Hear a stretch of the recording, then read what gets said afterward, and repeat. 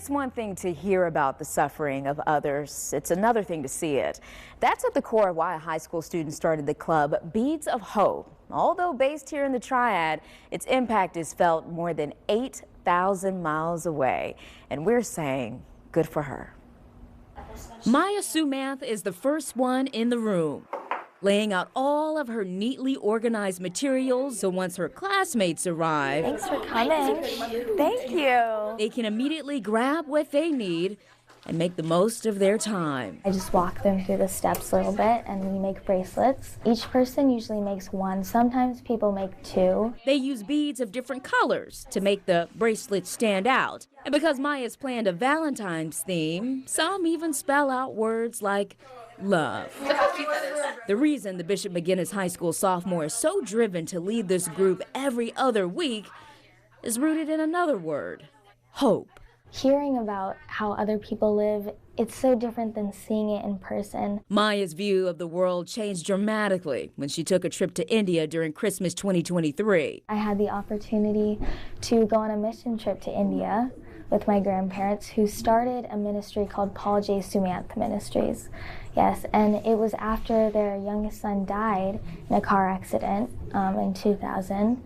And they just really felt a call from the Lord to minister to impoverished children in India, and they have started schools and churches there. What they do is they'll have their teachers from the schools go to the slums, and they will offer the parents to put their kids in the schools.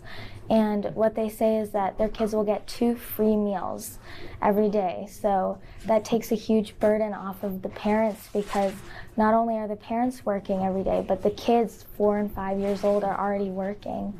So it's just a huge relief for them to know that their kids are getting fed. Even though the children don't come from the resources many children in America have access to, she was so moved by what they could offer. And each kid just looked at me with so much love in their eyes. And I just thought, how can these people be suffering so much when I have so much and I can be doing something to help them? She found the answer through making bracelets. Me and my grandma were making bracelets at her house, and I wanted to start a club.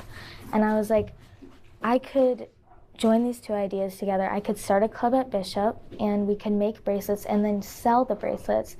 And that money could go directly to PJSM, where they can use that money to feed the hungry and impoverished. Beads of Hope says a $10 donation provides 6 meals to an underprivileged child in India. Maya presented PJSM a check for $1,430, money that was raised outside of school. The estimated $780 raised at Bishop McGuinness will be on the way soon. They were so happy. They gave me a big hug, and they were just so proud. And I'm so glad that I could be a part of this. I just want people to know that there is so much suffering in the world, and we all have the capability to do something and to help others and to use our lives to bless other people. And if each one of us could just do a small thing, if we could each pitch in a little bit, then the world would be a much better place for so many people. So much we can learn from her. And if you want to purchase bracelets, visit Beads of Hope Club. That's all one word on Instagram. And if you look in the paragraph under the heading, you'll see how you can support the cause through Venmo or by donating to pjsm.org directly. And Maya's grandparents, they're actually leaving for India today. So they're going to be going back, so they should have an update on who has benefited from the donation so far. And Maya says she's just excited to see who's going to be blessed by that money. It's such a valuable lesson to learn very young. You know, you see an injustice, make a plan, and then see kind of how you can be a part of the solution. So I'm sure she has a bright future. She does. She does. So good for her. Great job, Maya.